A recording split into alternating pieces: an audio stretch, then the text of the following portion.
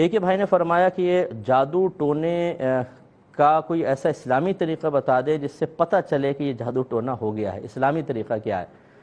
دیکھیں مسئلہ یہ ہے کہ جادو ہوا ہے یا نہیں، ٹونا ہوا ہے کہ نہیں، یہ غیبی امور میں سے ہیں، ہمیں کیا پتہ چلے گا؟ یہ اللہ تعالیٰ بتا سکتا ہے یا اس کی اطلاع سے اس کے رسول کریم صلی اللہ علیہ وسلم اطلاع دے سکتے ہیں۔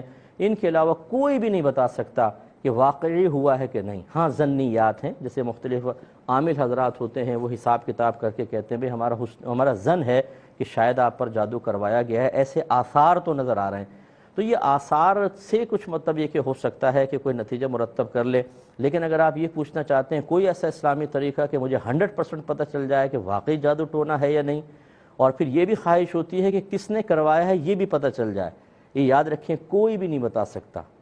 اب نبی یا رسول تو آئیں گے نہیں، کوئی بھی نہیں بتا سکتا اپنے کام میں کتنا ہی ماہر کیوں نہ ہو، بلکہ جو دعویٰ کرے کہ میں بتا سکتا ہوں وہ جھوٹا ہوگا، اسے کبھی علاج مت کروائیے گا، وہ پکا جھوٹا ہے۔ جو اچھے عاملین ہوں گے وہ یہی کہیں گے بھی میرے علم کے مطابق تو ایسا ہے، باقی اصل حالت تو اللہ تعالیٰ جانتا ہے، یعنی ظاہری طور پہ ہمیں ایسا لگ رہا ہے، اور پھر احتیاطاً علاج بھی کروانے میں حرج نہیں ہے۔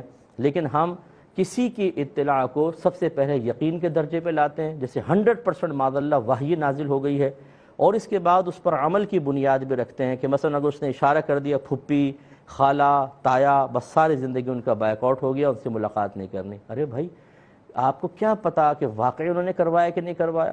کیسے کہہ سکتے ہیں آپ؟ یہ غیبی خبر تو نبی دے سکتا ہے، سامنے والا عامل تو نہیں دے سکتا۔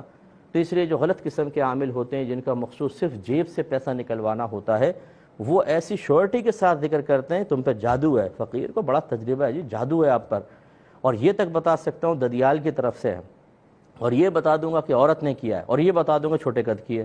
اب ڈھونڈتے رہو پورے خاندان میں چھوٹے قد کی، وہ پھپھی بھی ہو سکتی ہے، وہ خالہ بھی ہو سکتی ہے، وہ پھپھی یا اور کوئی مطلب یہ کہ چچی وغیرہ، اور بس گئی وہ تو کام سے۔ یہ غلط طریقہ کار ہے، اس لیے یہ جاننے کی کوشش نہ کریں کہ کس نے جادو کروایا ہے۔ اگر کوئی ظاہری علامت بتاتا بھی اس کا علاج کروا لیں، اس میں حرج نہیں ہے، لیکن کسی کے پیچھے نہ لگے۔